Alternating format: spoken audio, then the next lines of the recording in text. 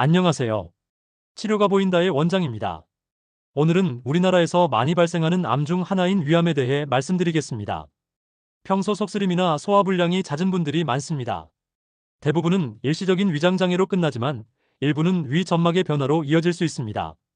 특히 짜게 먹는 습관과 불규칙한 식사 그리고 흡연과 과음은 위 점막을 반복적으로 자극합니다. 이런 습관이 오래 지속되면 만성 위염과 위축성 변화가 생기고 위암의 위험이 높아집니다.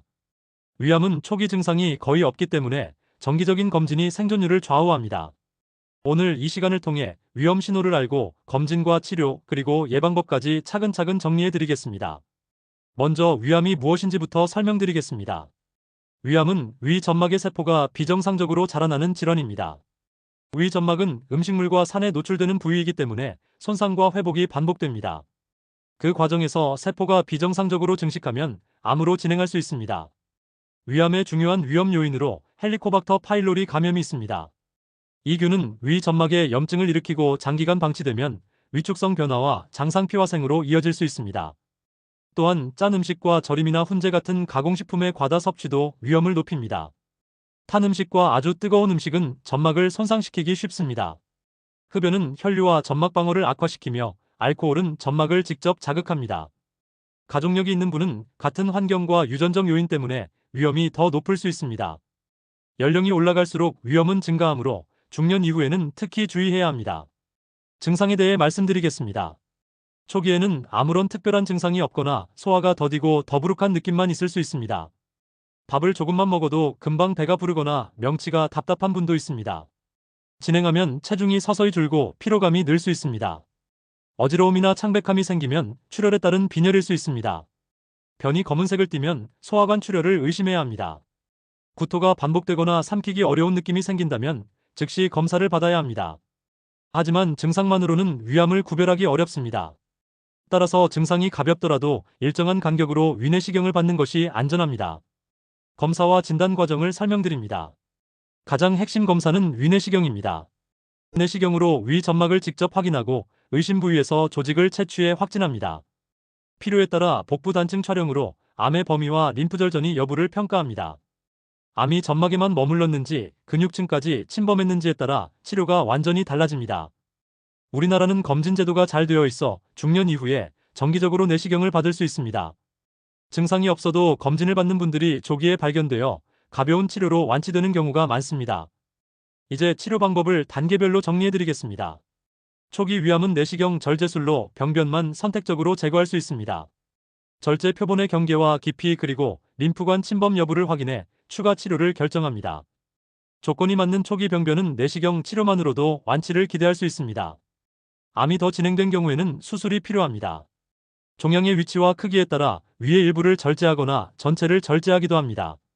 수술과 함께 주변 림프절을 제거해 재발 위험을 낮춥니다. 수술 전이나 수술 후에는 항암 치료가 병행될 수 있습니다. 전이나 재발이 있는 경우에는 항암 치료가 중심이 됩니다. 특정 단백질이 높은 종양은 표적 치료제를 병용하기도 합니다. 면역 반응과 관련된 표지자가 높은 경우에는 면역 치료가 도움이 될 수 있습니다.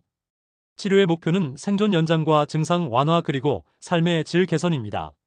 통증이나 출혈 같은 증상이 생기면 내시경 시술로 지혈을 하거나 협착에는 스텐트를 사용하기도 합니다. 영양관리와 운동 재활 그리고 심리적 지지가 함께 이루어져야 치료 성과가 좋아집니다. 치료 후 관리도 매우 중요합니다. 수술이나 내시경 절제 후에는 정해진 간격으로 추적 내시경을 시행합니다. 혈액 검사와 영상 검사를 통해 재발 여부를 확인합니다. 식사량은 처음에는 조금씩 나누어 드시고 단 음료와 급한 식사는 피합니다. 덤핑 증상이 생기면 식사 속도를 늦추고 단순당을 줄이면 도움이 됩니다. 체중이 급격히 줄거나 영양 상태가 나빠지면 영양 상담을 통해 보충 방법을 조정합니다. 피로가 지속되면 의사와 상의해 빈혈이나 갑상선 기능 등 동반 질환을 점검합니다. 금연과 절주는 필수이며 규칙적인 가벼운 운동은 회복을 빠르게 합니다. 예방은 생활 속의 작은 습관에서 시작합니다. 짜게 먹는 습관을 줄이고 신선한 채소와 과일 그리고 통곡물을 충분히 드십시오. 절임과 훈제와 가공육의 섭취 빈도를 낮추고 너무 뜨거운 음식은 피하십시오. 하루 3끼를 규칙적으로 먹고 늦은 밤 폭식을 피하는 것이 좋습니다. 흡연은 위암의 중요한 위험 요인이므로 반드시 끊어야 합니다. 과음은 점막 손상을 심화시키므로 음주 빈도와 양을 줄이십시오. 체중을 건강 범위로 유지하면 전반적인 암 위험이 낮아집니다. 헬리코박터 감염이 확인되면 제균 치료를 받아 위험을 줄일 수 있습니다.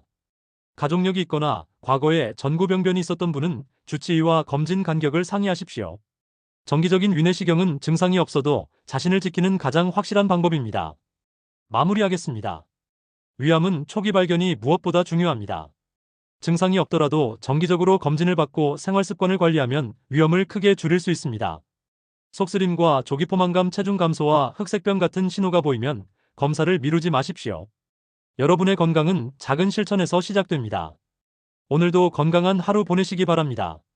지금까지 치료가 보인다의 원장이었습니다.